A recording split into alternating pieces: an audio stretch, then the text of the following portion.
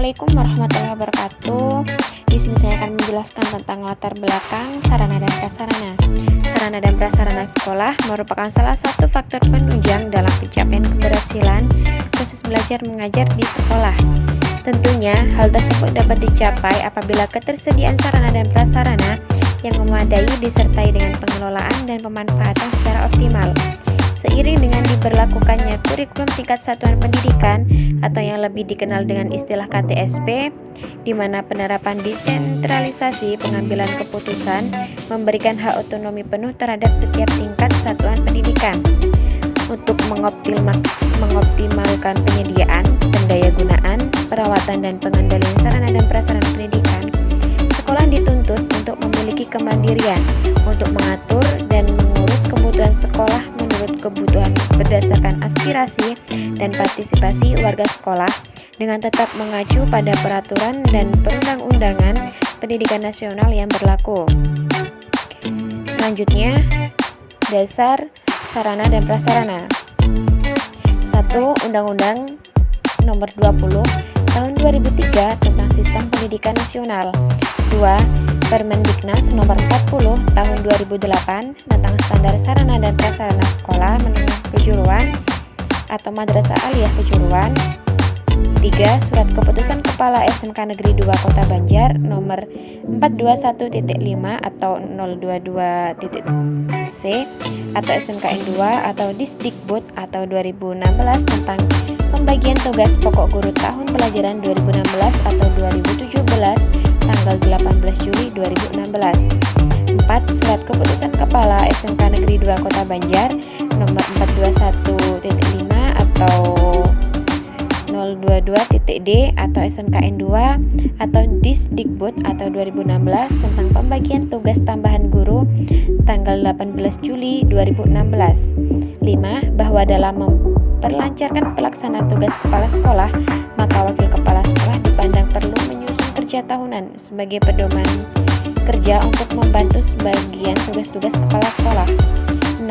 Program kerja tahunan SMK Negeri 2 Kota Banjar tahun pelajaran 2016 atau 2017. 7. Program kerja Kepala SMK Negeri 2 Kota Banjar tahun pelajaran 2016 atau 2017. 8. Kalender pendidikan tahun pelajaran 2016 atau 2017 dari Dinas Pendidikan dan Kebudayaan Kota Banjar. Selanjutnya yaitu maksud dan tujuan sarana dan prasarana. 1. Maksud sarana dan prasarana.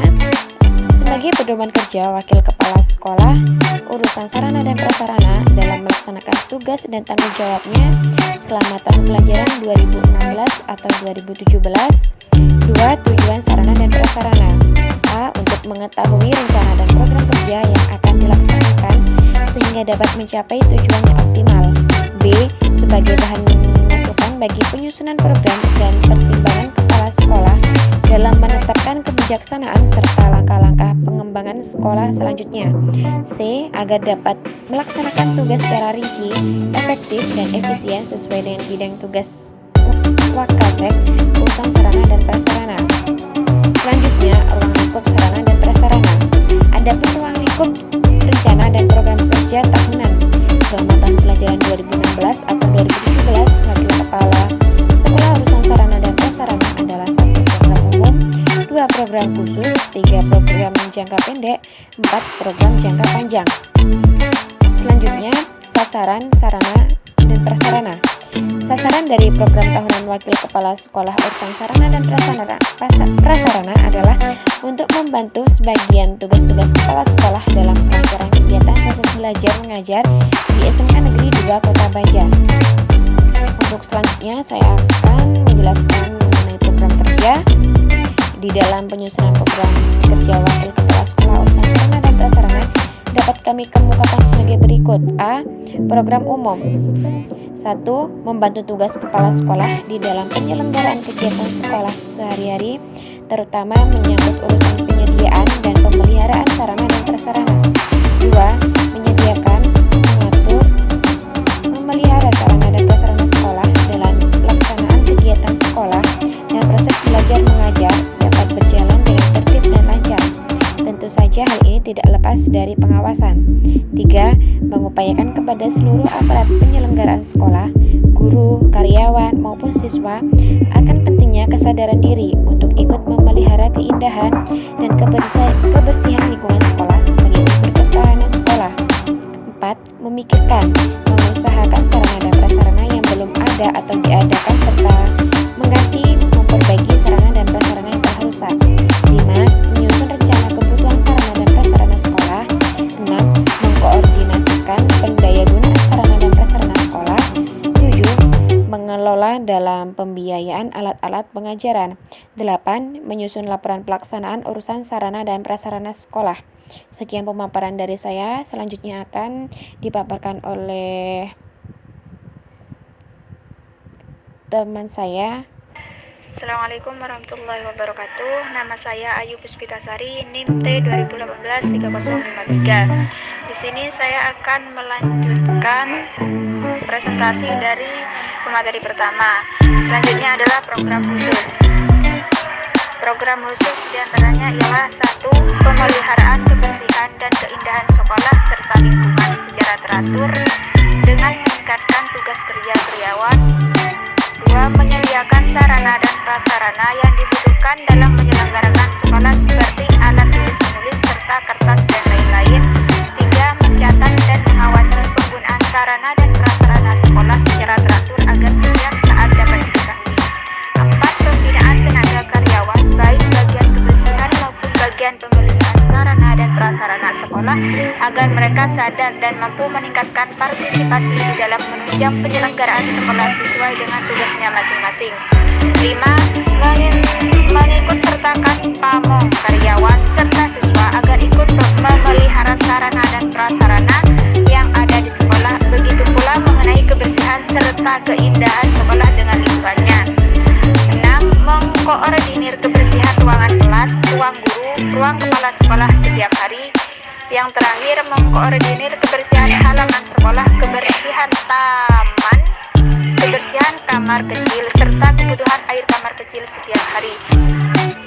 Selanjutnya akan dilanjutkan oleh pemateri ketiga. C. Program jangka pendek. 1. Menginventarisir ulang sarana dan prasarana sekolah.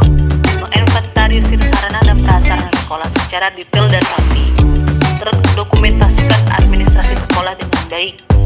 Yang kedua, penanganan kebersihan dan keindahan meliputi A. Kebersihan dan keindahan di dalam dan di luar ruangan dan seluruh ruang yang ada di sekolah dengan cara. Yang pertama, meningkatkan peran serta tenaga kerja karyawan agar bekerja sebagaimana mestinya. Yang kedua, setiap ruangan dibersihkan pagi hari oleh siswa yang menempati ruangan tersebut. Yang ketiga, ruang guru, ruang kepala sekolah dan dibersihkan oleh caraka setiap hari sebelum jam 7. Lalu selanjutnya, membersihkan lorong-lorong kelas atau ruangan dan halaman sekitar oleh penjaga malam pada malam hari.